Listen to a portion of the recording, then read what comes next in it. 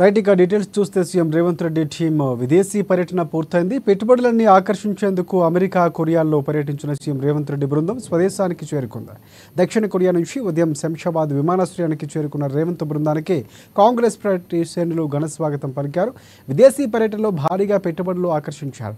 తెలంగాణ రాష్ట్రానికి పెట్టుబడుల లక్ష్యంగా సాగిన సీఎం విదేశీ పర్యటన అమెరికాలోని పలు రాష్ట్రాలతో పాటు దక్షిణ కొరియాలో సీఎం పర్యటన జరిగింది. అమెరికా, దక్షిణ కొరియాలో సీఎంతో పాటు మంత్రి శ్రీధర్ బాబు, పలువురు అధికారులు పర్యటించారు.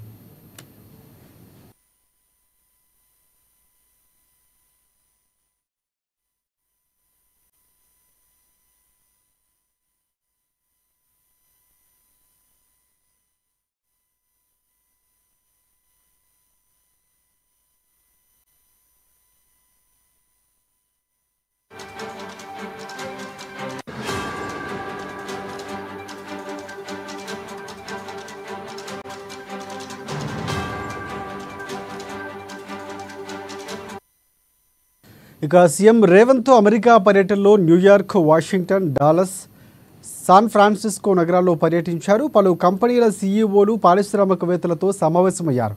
ఆగస్టు 10వ తేదీన అమెరికా నుంచి బయలుదేరి 11వ తేదీన దక్షిణ కొరియాలోని సియోల్కు చేరుకున్నారు. ఇక్కడ బృందం అక్కడ హుందాయ్ కంపెనీ ప్రతినిధులు, కొరియన్ జోలీ పరిశ్రమ మలసమాఖ్య భేటీ అయ్యారు. ఇక తెలంగాణలో పెట్టుబడుల కోసం ఆహ్వానించారు.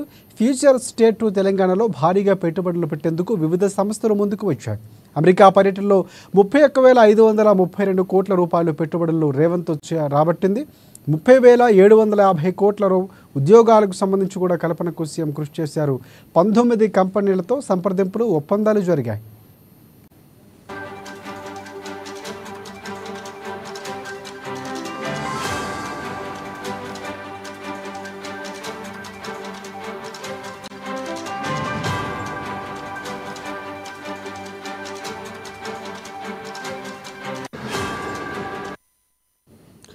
ఇక హైదరాబాద్ 4.0 సిటీగా అభివృద్ధి చేసేందుకు రాష్ట్ర ప్రభుత్వం ఎంచుకున్న వివిధ ప్రాజెక్టులకు భారీ స్పందన వచ్చింది.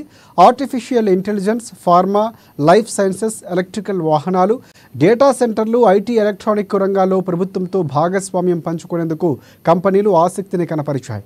యాపిల్, గూగుల్, స్టాన్ఫోర్డ్ యూనివర్సిటీల్లో ప్రపంచ బ్యాంకు ప్రతినిధులతో చర్చలు నిర్వహిస్తున్నారు. అమెజాన్, జోయిటిస్, అలాగే HCA healthcare, Vivint pharma, Thermo Fisher, RM equity, Trigyn technologies, Monarch tractor కంపెనీలు రాష్ట్రంలో విస్తరణకు కొత్త కేంద్రాలు నెలకొల్పేందుకు సంసిద్ధత వ్యక్తం చేశాయి. వరంగల్ టెక్స్టైల్ పార్కులో పెట్టుబడులపై కొరియన్ కంపెనీలు ఆసక్తిని కనపరిచాయి.